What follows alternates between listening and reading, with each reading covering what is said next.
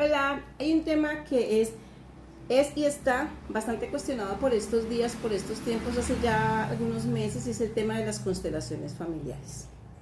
Yo escucho y me parece muy interesante todo lo que escucho, porque precisamente el constelador aprende a sentir y el constelador aprende hacia todo, el constelador aprende a bajar las manos, pero no como inactividad, sino como en soltar toda resistencia a lo que llega, a lo que viene, a lo que se dice, y retiramos toda mirada de juicio y de señalamiento. En algún momento de mi vida, incluso yo, cuando aprendí constelaciones, yo dije: papito Dios, yo no quiero hacer absolutamente nada que pueda transgredir tus órdenes. Sin embargo, es muy simpático porque yo a Dios no lo puedo ofender y a Dios no lo puedo transgredir, porque es que Él es el todo y porque es que Él sabe lo que va a pasar antes de que ocurra. Así que, pues, como quién soy yo para ello. Y también en mi labor como psicoterapeuta le pedí a él que yo que le quería servir, y que desde ese proceso de servicio yo también le pedía que a mi vida, a mis terapias y a mi espacio llegara solamente aquellas cosas que desde mi saber, desde mi conocimiento y desde el acompañamiento de Papito Dios y de su Santo Espíritu, pues pudiera ser contribución para la persona, ¿sí?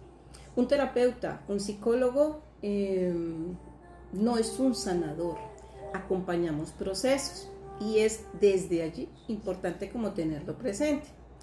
Y la Cala Hewlett, el que yo le llamo el padre del Ho'oponopono moderno, le digo yo, decía y dijo algo muy sabio, y fue que el terapeuta pensaba que iba a salvarle la vida al consultante, y resulta que no era así, que era el consultante, paciente o usuario, el que realmente venía a contarle una historia o a salvar al terapeuta, si nosotros nos permitimos ver a cada ser humano que llega a nuestra consulta precisamente como alguien que nos trae un mensaje de aquello que tal vez nosotros en ese momento necesitamos o que no hemos podido ni tan siquiera ver.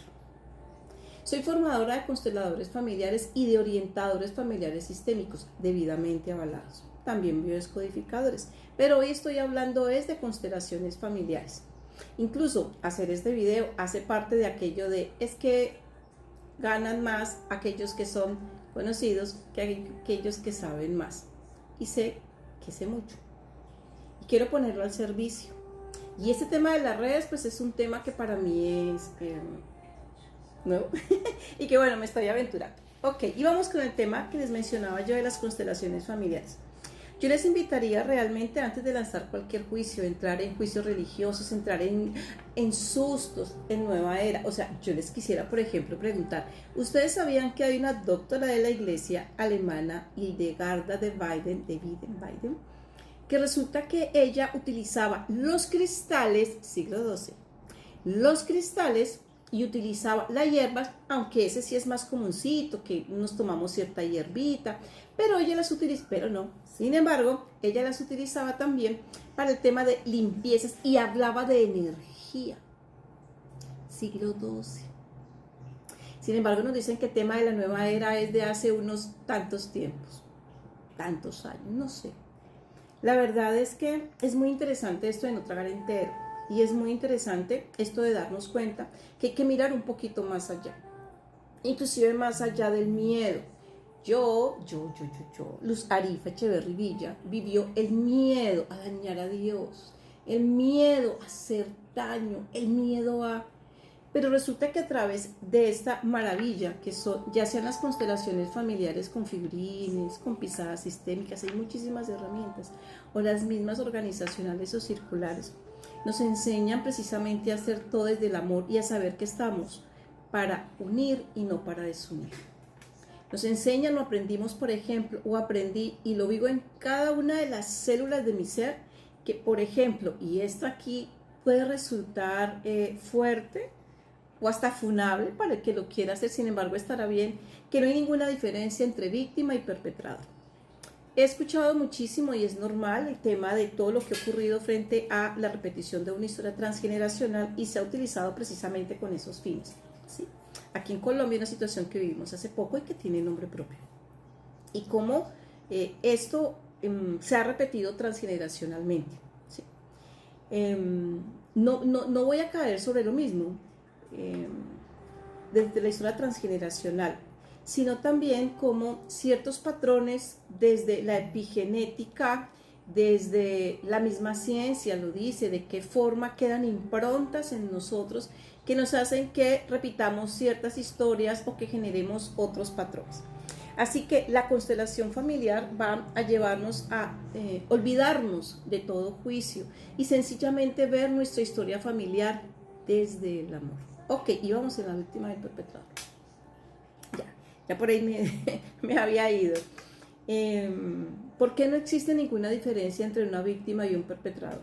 Miren, para que un perpetrador haga lo que hace, para que alguien robe, para que alguien atraque, para que alguien haga lo que hace, es porque hay un dolor muy profundo. ¿Sí?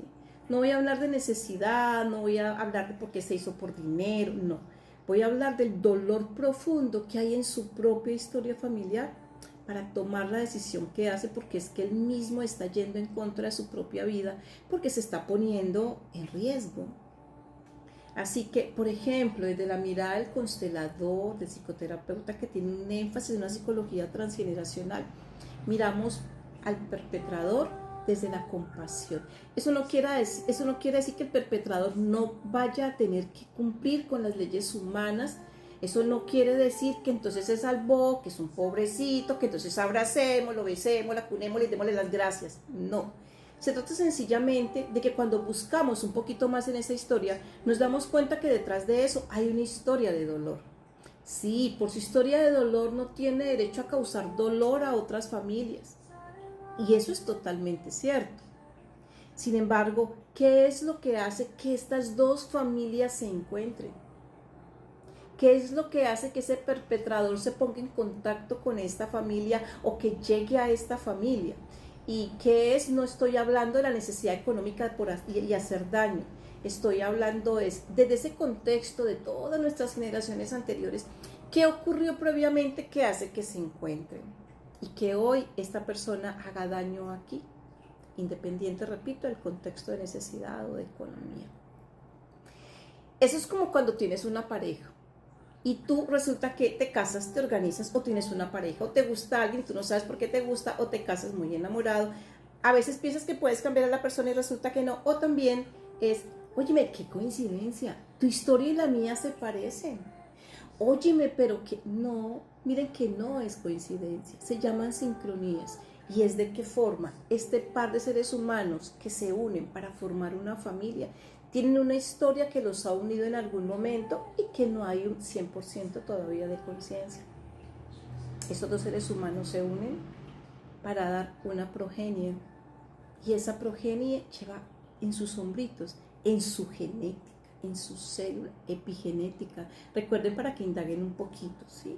Y procuremos entender cómo es todo este rollo, ¿sí? Y este bebé, este niño que nace, pues viene con unas características genéticas y epigenéticas de dolores y situaciones de atrás, ¿sí?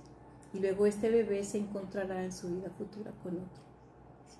Así que yo creo que antes de lanzar juicios sería un poquito informarnos un poquito más desde la realidad, desde el amor, e inclusive llevarnos a pensar qué es lo que nos hace criticar y juzgar al otro.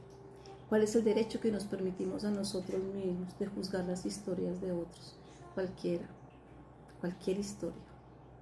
¿Por qué te resuena o por qué te conectas con ella? Porque también ahí hay algo. O sea, aquí te lo dejo.